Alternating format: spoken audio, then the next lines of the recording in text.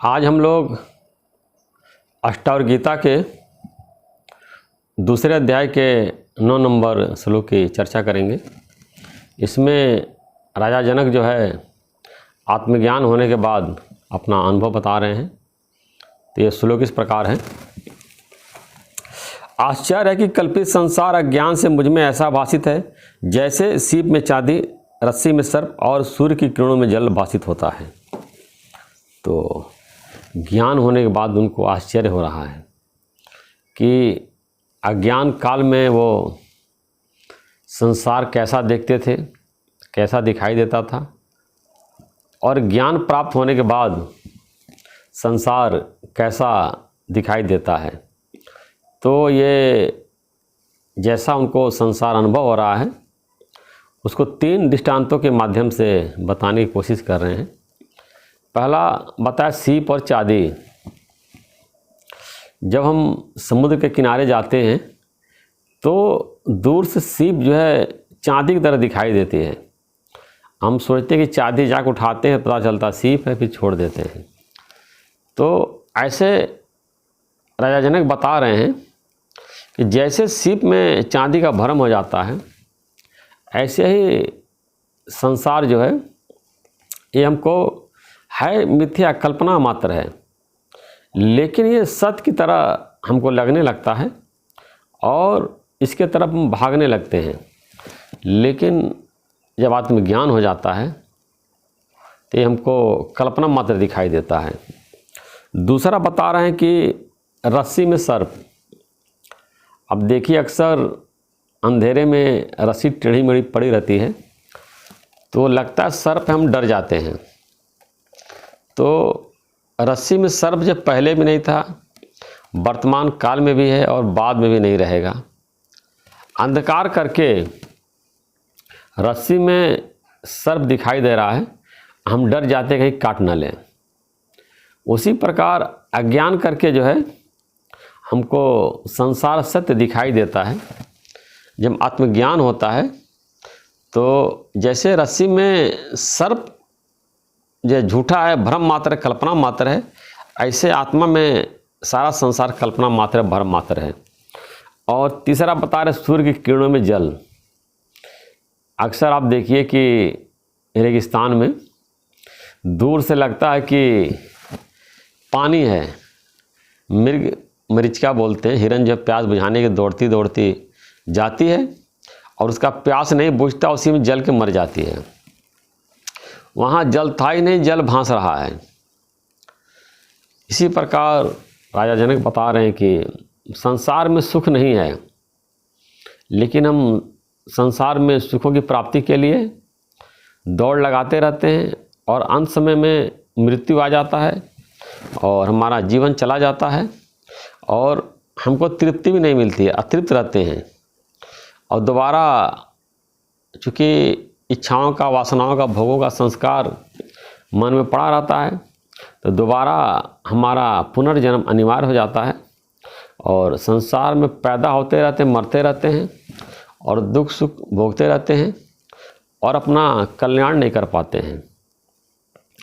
तो बताया कि जैसे मरुस्थल में जो है जल तीनों कालों में नहीं है, पहले भी नहीं था, जब दिखाई दे रहा तब भी नहीं है, अब बाद में पता चलने पर तो है ही नहीं, पता चलता है कि बालू है, चल है ही नहीं है। ऐसे आत्मा में संसार तीनों कालों में नहीं है, पहले भी नहीं था, वर्तमान समय में भी नहीं है और आगे भी नहीं रहेगा। हमको भ्रम करके दिखाई देता है। आप जब अपना स्वरूप भूल जाते हैं तो संसार हमको दिखाई देता है। जैसे एक दोहा, जब तू भूली आपको तब भासे संसार। जब हम अपने आत्म स्वरूप को भूल जाते हैं, चेतन स्वरूप को भूल जाते हैं, तो संसार सत्य लगता है और हिरन की तरह संसार के सुखों को प्राप्त करने के लिए दौड़ लगाते रहते हैं और कभी भी हम संसार से जो है तृप्त नहीं हो पाते हैं। संसार के भोगों के बारे में शास्त्रों में बताया गया है कि जैसे आग में घी डाल देते हैं तो और बढ़ता चला जाता है। ऐसा नहीं कि आग में हम घी डालेंगे तो वो बुझ जाएगी। ऐसे ही सांसारिक विषय वासनाओं को हम जितना पूरा करते हैं वो और बढ़ता चला जाता है। मच वांट मोर, जितना मिलता है उससे और ज़्यादा की हमारे अंदर इच्छा उत्पन्न हो जाती है। और हर आदमी जो है फर्स्ट आना चाहता है, एक दूसरे से आगे निकलना चाहता है। तो कभी कोई फर्स्ट आता है तो कभी कोई फर्स्ट आता है। इसी दौड़ में लोग लगे हुए हैं और अपने स्वरूप को नहीं जान पाते हैं। तो राजा जनक बता रहे हैं कि सच्चा आनंद तभी मिलेगा जब हम अपने स्वरूप को प्राप्त कर लेंगे। अब यहाँ देखने वाली बात है कि संसार को देखने का दो नज़रिया है, एक ज्ञानी का है और एक अज्ञानी का है। ज्ञानी संसार को मिथ्या करके देखता है, कल्पना करके देखता है, पिक्चर की तरह देखता है और इससे दुखी सुखी नहीं होता है, इसमें आसक्त नहीं होता है, समझता है कि संसार परिवर्तनशील है। और जो देहाभिमानी होता है, जो अपने को देह मानता है, जिसको कि आत्मज्ञान प्राप्त नहीं हुआ है, वो संसार को सत्य मानता है। वो कहता है कि परलोक किसने देखा है, मरने के बाद क्या होता है कौन जानता है। जो कुछ ये भौतिक जगत दिखाई दे रहा है इसी को सत्य मानता है, इसी को इकट्ठा करने की कोशिश करता है, इसी को बढ़ाने में लगा हुआ है। और इसमें ज़रा सा उसका नुकसान हो जाता है या उसके मन के अनुसार नहीं होता है तो बहुत दुखी हो जाता है, क्रोधित हो जाता है। और यहाँ तक कि धन पदार्थों को संग्रह करने के लिए वो छल कपट का भी सहारा लेता है, बेईमानी का भी सहारा लेता है, दूसरे को धोखा देता है, ठग लेता है। जैसे चोर देखिए, आप कहीं जा रहे हैं तो फिर आँख में रहता है कैसे जो है इनका पर्स निकाल लें, या चोर गाड़ी चुराने के चक्कर में रहते हैं, गाड़ी चोरी कर लें, बाइक चोरी कर लें, मोबाइल चोरी कर लें। चोर रात में प्रयास में रहते हैं कि बाहर जाएं तो घर में घुस कर सारा रुपया पैसा सोना इनका चुरा लें।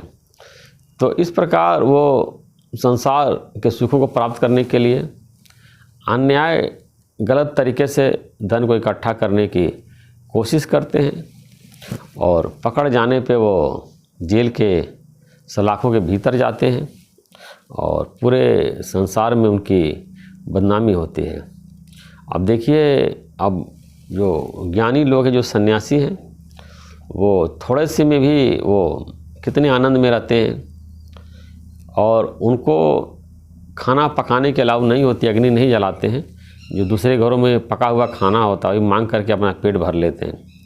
फिर भी ज्ञान में इतनी ताकत है, आत्मज्ञान में इतनी ताकत है कि वो प्रसन्न रहते हैं।